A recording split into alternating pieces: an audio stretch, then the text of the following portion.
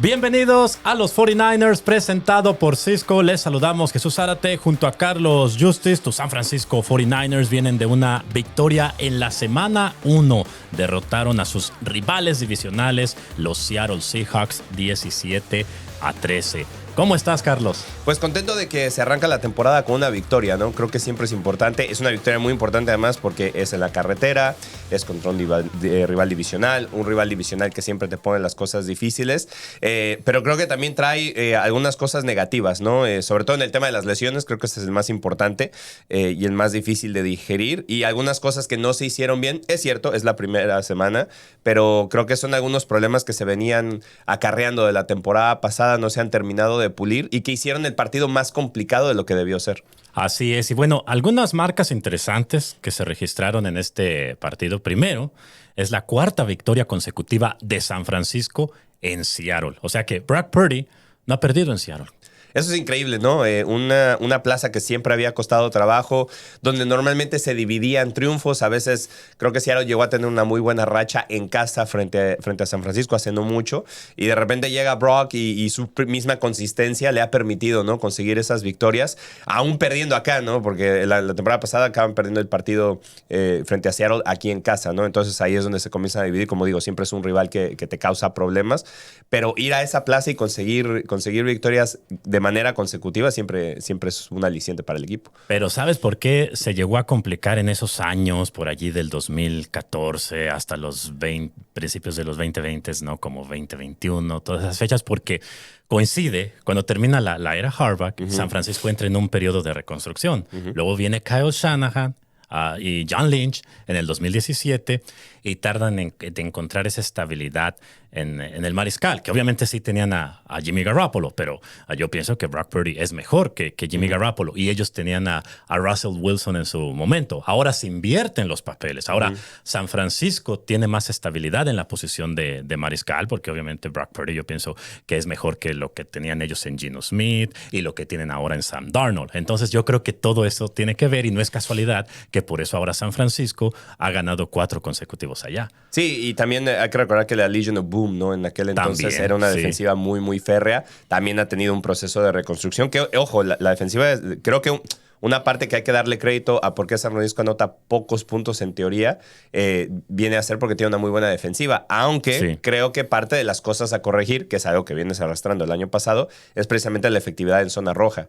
Porque Brock y compañía fueron muy buenos para mover el balón, pero a la hora que se cerraran los espacios, por lo menos hubo 6 puntos que no se pudieron subir al marcador. Por supuesto. Yo creo que también algo que hay que corregir es la protección a Brock Purdy, porque eso nos va a llevar a la siguiente gran noticia. Yo creo que esta va a ser la gran noticia toda esta semana, si Brock Purdy va a poder jugar o no el domingo contra Nueva Orleans, porque el lunes estábamos disfrutando de la victoria, el famoso lunes de victoria, pero en su conferencia de prensa, Kyle Shanahan agregó al reporte de lesionados a Brock Purdy, y aún nos falta también tocar el tema de Kittle, que efectivamente sí está lastimado del tendón de la corva, pero vamos por partes, ¿no? Comenzando con Brock Purdy, dijo Kyle Shanahan que tiene una lesión en un dedo de un pie y en el hombro izquierdo. Eso es importante porque por lo menos no es el hombro derecho, porque recuerden que Brock Purdy es un mariscal que lanza con su brazo derecho, ¿no? Entonces la lesión es en el hombro izquierdo, pero de las dos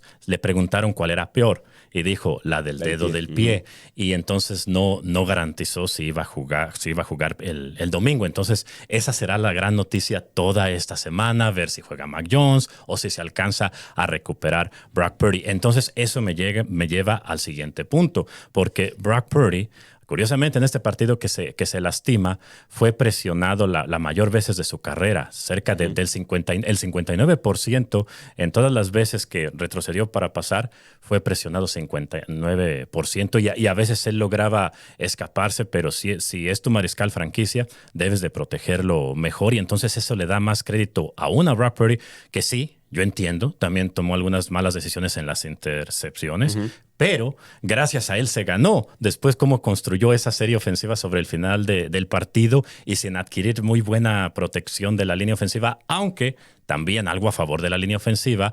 Por ejemplo, en el pase que le lanza a Ricky Pearsall de 45 yardas, allí sí la línea ofensiva le dio bastante tiempo a Brock Purdy. Incluso en la primera intercepción que lanza, creo que sí tenía también bastante tiempo, pero en general sí estuvo bajo constante presión Brock Purdy. Y obviamente tenemos que darle también su crédito a Seattle, que tiene jugadores como Leonard Williams. Es una buena defensa también ellos. Y ojo, ese último pase también, el de Jake Tonges, a pesar de que Brock tiene que salir del pocket y construir una jugada con el scramble, en esa jugada creo que también hubo buena presión, porque lo que sucede en esa jugada, y lo vamos a ver en nuestro segmento de jugadas doradas, Sí. es que en el concepto que tenían de jugada, las 3 progresiones que eran del lado izquierdo, que es a donde iba la jugada, no estaban abiertas. Entonces, Brock las buscó, y en algún momento se rompe la presión. O sea, no creo que ese scramble sea precisamente porque fue una mala protección de la línea ofensiva, simplemente esa jugada se tardó mucho, ¿no? Y a veces cuando tardas mucho, pues llega un momento que la jugada se puede llegar a romper, y eso es lo que sucede, ¿no?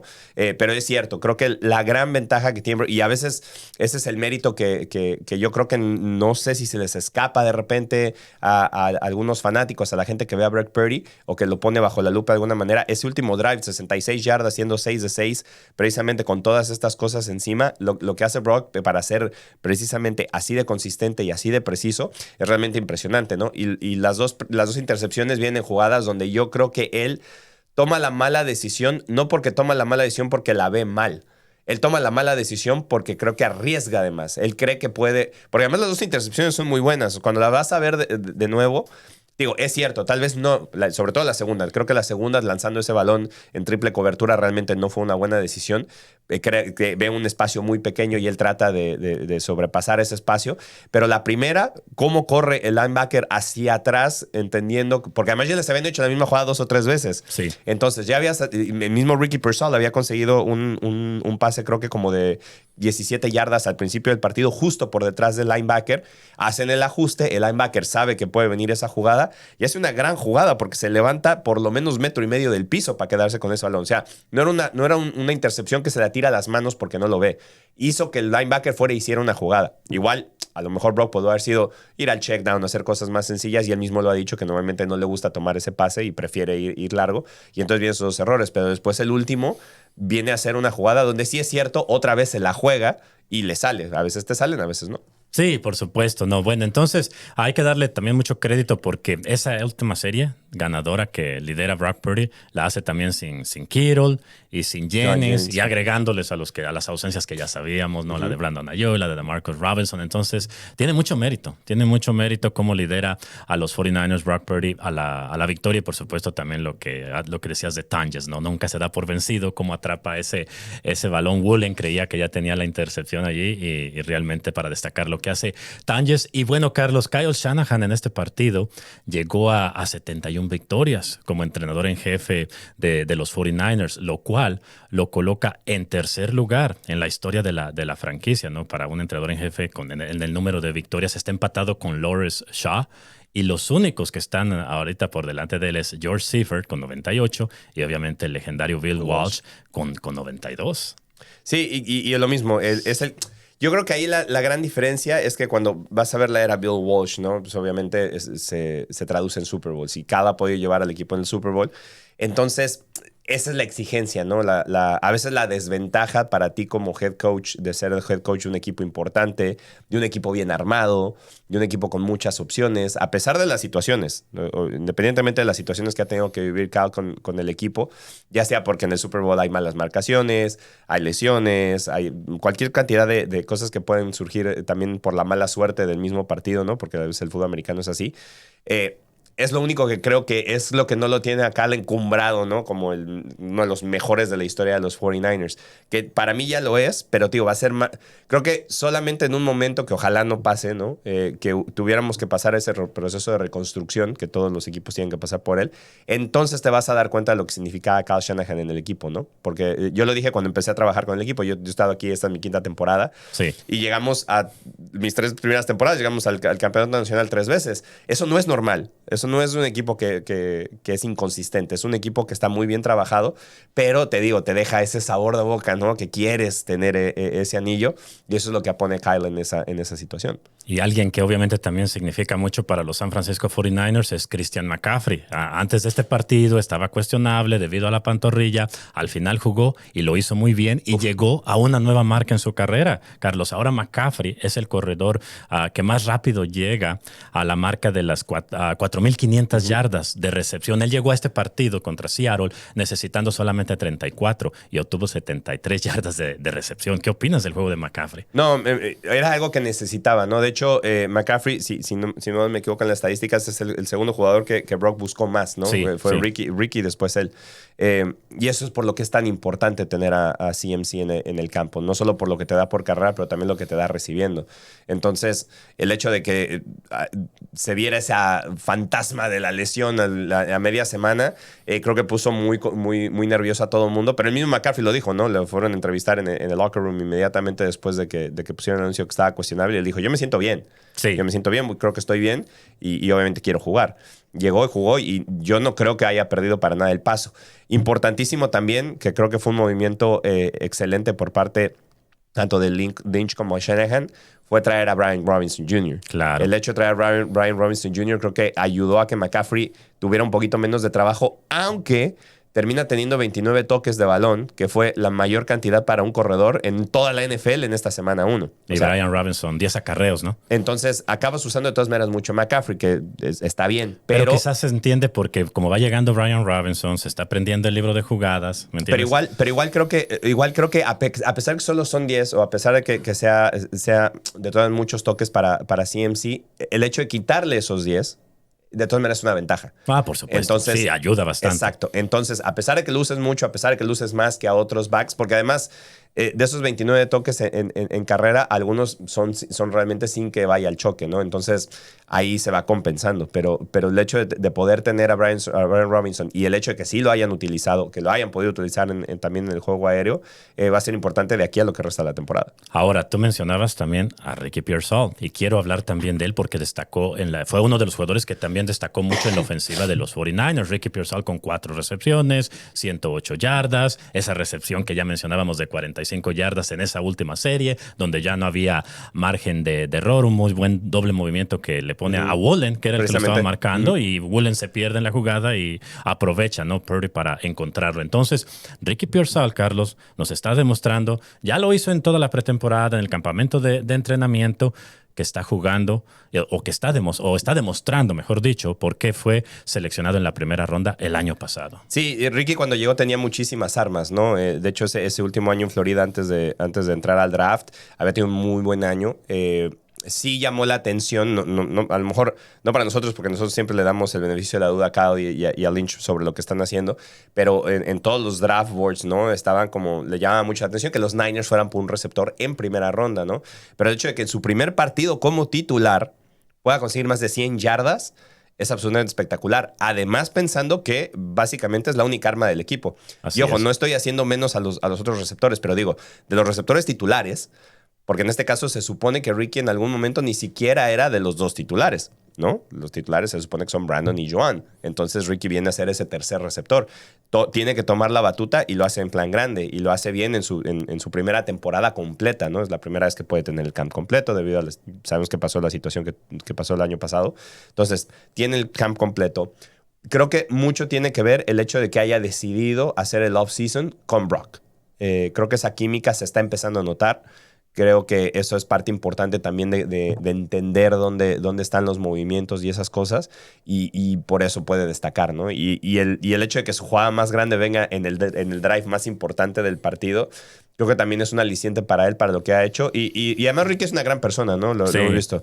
Ricky es un jugador que además se da a querer, que es muy sencillo platicar con él. Entonces, creo que toda esa humildad que ha demostrado para aprender, sabiendo que él es básicamente un novato, por así decirlo. Obviamente es su segundo año, pero el primer año perdió la gran cantidad de él.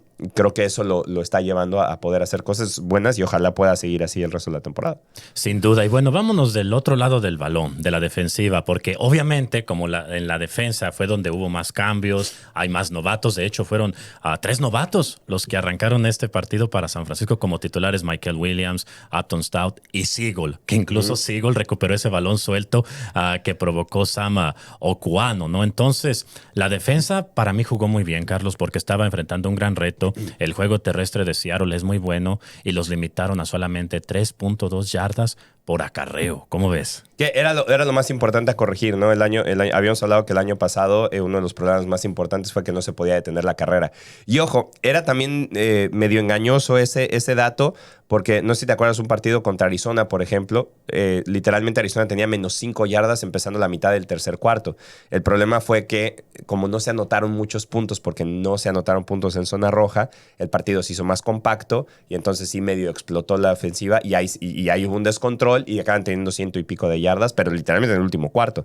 Que en un partido normal o que hubieras manejado de mejor manera, si hubieras podido subir puntos al marcador, ellos hubieran tenido que dejar la carrera y en el cuarto cuarto jamás te hubieran corrido el balón. Entonces, esas cosas también jugaron en contra, pero al final de cuentas era algo que había que corregir, que era un problema principal. Y creo que lo hicieron muy bien. Me llama la atención también mucho porque también vi muchos comentarios como críticos, ¿no? sobre la línea defensiva, sobre todo con Michael Williams. Creo que la línea defensiva hizo un gran trabajo, no necesariamente porque se traduce en sacks, y creo que ese es un problema en general que el equipo ha tenido en los últimos años, que a veces la línea defensiva pasa medio desapercibida porque no es una línea defensiva que tiene 1 o 2 jugadores que pueden tener 10, 12, 14 sacks por temporada, ¿no? Que es lo que te gustaría ver.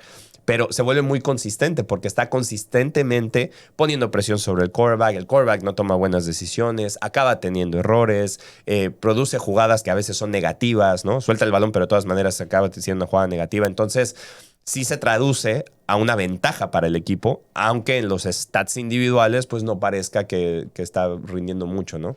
Y la otra otra cosa que me gustó mucho de la defensiva fue cómo se ayudaron unos a otros. Creo que Upton Stout sufrió un poquito en su primer partido. Y después ajustó, ¿no? Me gustó cómo ajustó para la segunda mitad. Pero incluso hubo un par de jugadas donde sus compañeros le ayudaron. Hay una jugada muy importante que termina siendo cuarta oportunidad, un pase sobre Cooper Kupp que se queda corto 1 yarda.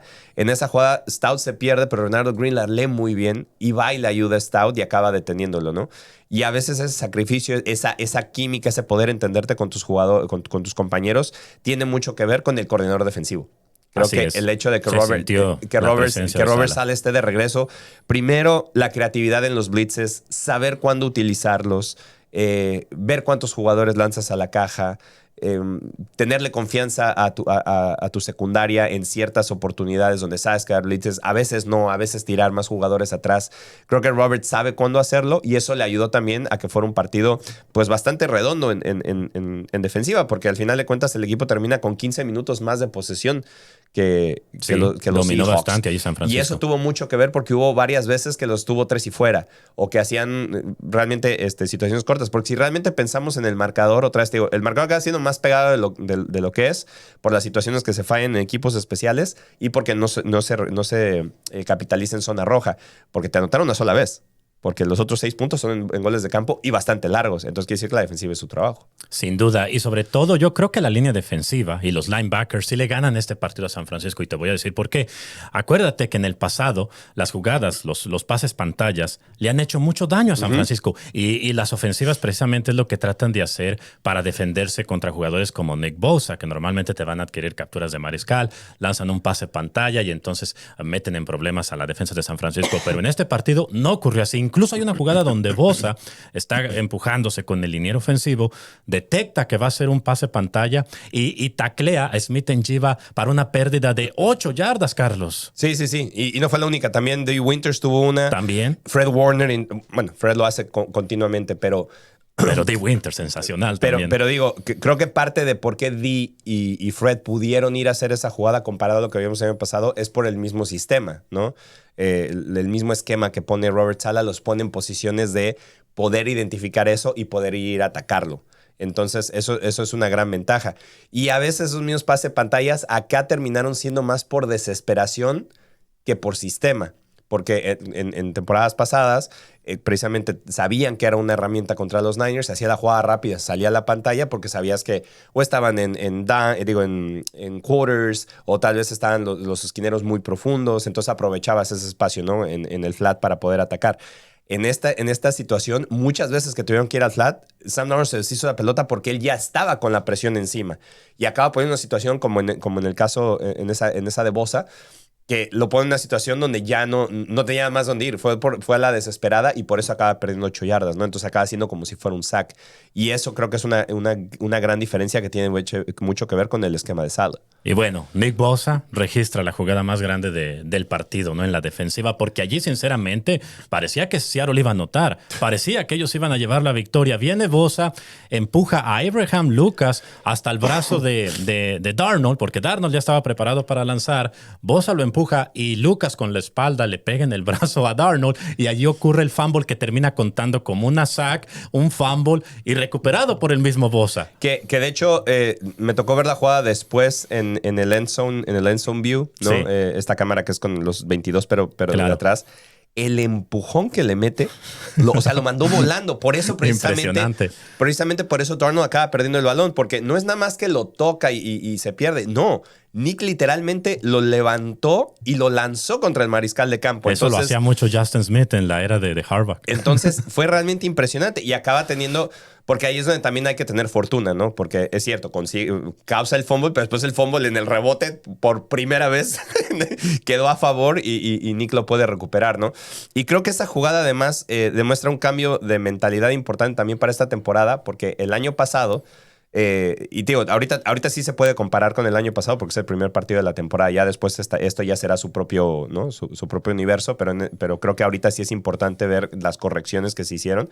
¿Cuántas veces el año pasado estuvieron los Niners en juegos pegados, con pocos puntos? Sí, muy similares llegando a los últimos drives y en vez de que salieran avantes, acaban perdiendo, ¿no? Así es. Y ahora aquí se escapan con la victoria. Y aquí fue precisamente... Aunque haya errores, aunque haya situaciones, aunque no haya sido un partido perfecto, estás en una situación para ganarlo y lo cierras. Y eso es lo que es más importante, porque además como equipo te da mucha confianza. Y antes de hablar también, porque quiero hablar también de los equipos especiales, ya vamos con las otras lesiones, porque les prometimos mencionar las otras lesiones que dijo Kyle Shanahan, pero los equipos especiales, ¿no? También tuvieron errores, obviamente Jake Moody fallando ese gol de campo de 27 yardas, luego le bloquean uno que allí pues no es su culpa, no tuvo la protección adecuada, y Sky Moore también se le cae un balón cuando intenta regresar un despeje, afortunadamente para él, no estaba ningún jugador cerca de Seattle, el bote le favorece y lo recupera inmediatamente, pero todo eso hay que tener mucho cuidado, Carlos. Sí, porque además es un mal síntoma de algo que ya ha sido una constante, ¿no? Con San Francisco y no de ahora, que siempre ha sido como una de las partes más flojas del equipo, por decirlo de alguna manera. Obviamente ahora con Brian Boyer la idea es precisamente que cambiara todo eso. Y yo creo que van a mejorar. Brian Boyer es muy bueno. Y obviamente para mí de las tres, obviamente la de Sky es un error individual que al final él lo termina corrigiendo, ¿no? Pero es algo a tener en cuenta porque al final de cuentas Sky lo cortan precisamente los Chiefs precisamente por eso, porque acaba tirando tres patadas de despeje, se le caen, acaba perdiéndolas y ahí fue donde comenzó a perder su lugar como punt returner, kick returner en el equipo. Y después las dos en los field goals.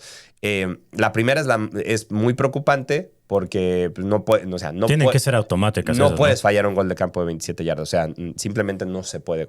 Literalmente cualquier persona que puede patear un balón en esa circunstancia debe de poder hacerlo. La segunda, sí, para mí es más preocupante porque no te pueden ganar así. El hecho de que uno de tus jugadores caiga de espaldas y veas tanta penetración de los equipos especiales contrarios que no permiten que hagas una patada, es algo que creo que se tiene que corregir inmediatamente. Para mí esa es la más preocupante, porque pones a tu pateador en una situación donde, ¿qué más puede hacer? O sea, si literalmente voy a patear y tengo un jugador encima cuando lo voy a hacer, ahí estamos muy mal, ¿no? Entonces creo que esa es la más preocupante. Creo que ahí sí es donde Brand le va a meter más... apretar un poquito más las tuercas, pero bueno, el primero obviamente ya lo dijo Kyle, ¿no? Que están viendo opciones, que no es seguro que Jake siga en el equipo, entonces creo que sí es también que le parte afectó no ser consistente. Pero una inconsistencia además porque creo que o sea, la única cosa que Moody jamás va a poder decir es que no se le tuvo paciencia. Creo que Kyle le tuvo confianza, lo ha apoyado y pues bueno, literalmente cuando tienes esa inconsistencia, pues la NFL es así, ¿no? Sí, exactamente. Y para el pateador, pues ese es el trabajo. O anotas los goles de campo o no. Y Así de también simple, lo dijo, ¿no? y lo dijo Nick Bosa, porque a Nick Bosa le preguntaron, ¿no? Porque Sí. había dicho Nick durante el campamento que él estaba poniendo atención a la batalla de pateadores, no sé qué. Le preguntaron como que qué opinaba del gol de campo y dijo que lamentablemente para los pateadores es demasiado seco, ¿no? Cómo funciona. Sí. Por eso yo me puedo equivocar, pero después hacer 3 sacks, ¿no? Sí. Pero, y cuando me equivoco, a lo mejor no pasa nada, porque si me equivoco, a lo mejor. A lo mejor alguien te cubre las espaldas. Exacto.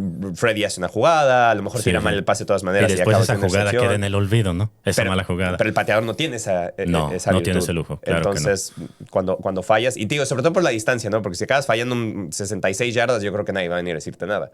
Pero cuando son 27, sí es más complicado. Sí, es casi un punto Es un extra, punto ¿no? extra. Sí, y bueno, Carlos, ya para terminar, mencionando las otras lesiones, ¿no? Que Kyle Shanahan informó en su conferencia de prensa, ya decíamos lo de Brock Purdy, hay que estar muy atento toda la semana a ver si puede recuperarse del hombro y del dedo del pie, pero también lo de George Kittle dijo que estará afuera pocas semanas, así dijo, pero no se sabe si sean 3 o 5, no se sabe si será colocado en la lista de reservas lesionados, porque si te colocan en la lista de reservas lesionados, obviamente te pierdes automáticamente por lo menos 4 semanas ya.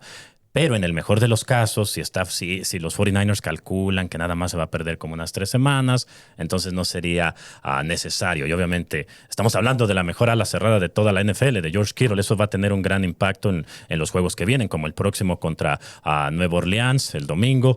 Y luego está también lo de Jennings, que a Jennings no lo descartó del todo. Dijo que quizás a lo mejor sí puede jugar el domingo. Él está lastimado del hombro, pero dijo que de la resonancia magnética salió bien. Eso dijo el lunes, nada más estaban esperando otros exámenes más. Y agregó también a ese reporte a Ben Bartch, nomás que lo de Ben Bartch dijo que él está día a día. Dijo, tiene un esguince en la rodilla leve. Entonces ahí adquirimos un poquito más de buenas noticias con Ben Bartch. Pero ¿qué opinas de estos lesionados para esta semana de cara al próximo juego contra los Saints? Pues bueno, voy a empezar con lo de Jennings porque creo que son malas noticias. Digo, al final de cuentas no lo descartan, que eso es bueno, pero acaban también haciendo movimientos, ¿no? Para tratar de tapar ese hueco. Para mí el problema es algo que ya venían acarreando el equipo desde la pretemporada, ¿no? Sabíamos que el cuerpo de receptores estaba golpeado.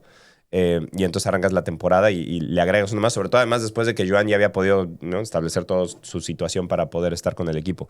Entonces, tanto de lesiones como contractual. Entonces, perderlo pues sería un golpe grande, ¿no? Obviamente no está descartado, pero sería un golpe grande. Y otra vez la mala suerte de las lesiones, ¿no? Porque además la forma en la que sucede es por contacto.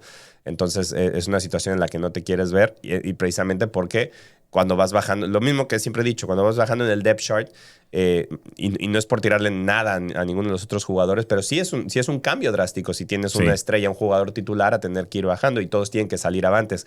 Pero eso me lleva a mi segundo punto. Cuando George Kittle, que lo más seguro es que a lo mejor sí esté en la lista de lesionados, ¿no? Que sí esté en el IR y se tenga que perder 3-4 semanas, habló Kyle Shanahan de lo importante que era precisamente en el rol de juego de este partido. Arrancó el partido y estuvo 4-4 y tuvo 25 yardas. Él fue el que anotó ese primer touchdown. Sí, en esa larga serie de 95 jugadas. Porque creo que sí. 95 yardas, perdón. Sí, 95 yardas. Y porque además George era muy importante porque precisamente al tener solo a Joan y a Ricky, había mucho espacio tras de los linebackers y enfrente de los linebackers. Entonces, si tienes a George y lo puedes encontrar en un crossing route o lo puedes encontrar en un drag route o como pasa en el touchdown, en un hitch route, después cuando George arranca es un tanque, ¿no? Entonces tienes que tener un ferrocarril y te come yardas. Y si te está ayudando a bloquear Jennings, si te está ayudando a bloquear algún otro de los receptores, es literalmente una avenida para que George se vaya. Entonces era parte importantísima porque estaba explotando los huecos que podía tener, Seattle. Pero, como debe de ser, siempre la mentalidad en el fútbol americano es the next man up, ¿no? Así es. El siguiente jugador tiene que ponerse la camiseta y los ojos están puestos en Tonjes. Y quizás en Braden Willis, que lo activen de la escuadra de práctica. Bueno, y también al final de cuentas... Farrell para bloquear, que esa es su especialidad. Pero acaba teniendo 2 pases importantes. Luke Farrell acaba teniendo un pase en 4ª y 3 que sigue teniendo un drive activo. Entonces, tanto Luke en esa jugada que fue clave, como Jake, sobre todo en el último drive que consigue un 1st y 10 y después va y pelea por esa pelota. Tonjes nunca había atrapado un pase en su carrera. Y fíjate, en esa serie atrapó 3, incluyendo el touchdown ganador. Exacto. Y eso es lo que voy. A veces sí te da un aliciente ver que los jugadores que vienen detrás, y ojo, por Luke y Jake son tremendos jugadores, pero ahí, o sea, las cosas como son, ninguno de ellos es George, ¿no? De acuerdo. O sea, George es George, y lo que hace George nadie es más. único. Nadie más en la NFL Básicamente lo hace. no lo puede suplir, en otras palabras. Pero digo, además, George, lo que hace George Kittle no lo hace nadie más en la NFL. Ya hay grandes ni tight ends. Kelsey, ni las grandes otras. Ni Mark Andrews, ni no. Kelsey, ni ninguno. Lo que hace George nadie lo hace ninguno. Entonces, suplirlo es difícil. Pero el hecho de que hayas tenido, ¿no?, los pantalones para venir y ponerte la camiseta y decir, esto es lo que tengo que hacer y tengo que ayudar al equipo y ayudar a ganar al equipo, creo que es un muy buen síntoma, tanto del equipo en general como para Jake en lo personal, ¿no? Y lo veíamos en lo contento que estaba al final del partido, ¿no? Porque esa jugada fue de intuición, fue de saber dónde estás, de saber la situación en la que te encuentras y poder ayudar al equipo. Entonces, por lo menos te deja con esa satisfacción de decir, bueno, las cosas se pusieron complicadas, no vamos a tener a George por un rato, pero creo que sí tenemos por lo menos a alguien que no lo va a suplir, pero me va a ayudar a hacer el trabajo. Por supuesto. Pues bien, muchísimas gracias, Carlos, como siempre. Un placer. Y bueno, ahora a Nueva Orleans. Así es, y nosotros los invitamos a que escuchen ese juego contra los Santos de Nueva Orleans. Va a ser este domingo, 14 de septiembre, a las 10 de la mañana, horario del Pacífico. Lo puede escuchar en español con los comentarios de mi compañero Carlos Justice, la narración de su servidor Jesús Zárate, por W Radio, W Deportes, en 49ers.com y en la aplicación oficial de tus 49ers. Esto fue el show de los 49ers presentado por Cisco.